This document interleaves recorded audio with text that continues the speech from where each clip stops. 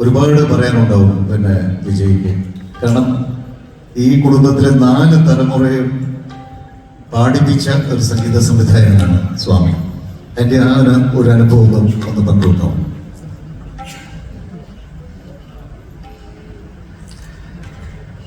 തീർച്ചയായിട്ടും അപ്പച്ചൻ, അപ്പ, പിന്നെ ഞാൻ ആണ് ശരിക്കും പാടിയിട്ടുള്ളതെന്നാണ് പറയേണ്ടത്.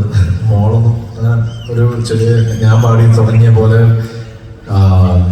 അമ്മേനാണെങ്കിൽ പറയാം. അമ്മയും പാടിയിട്ടുണ്ട്?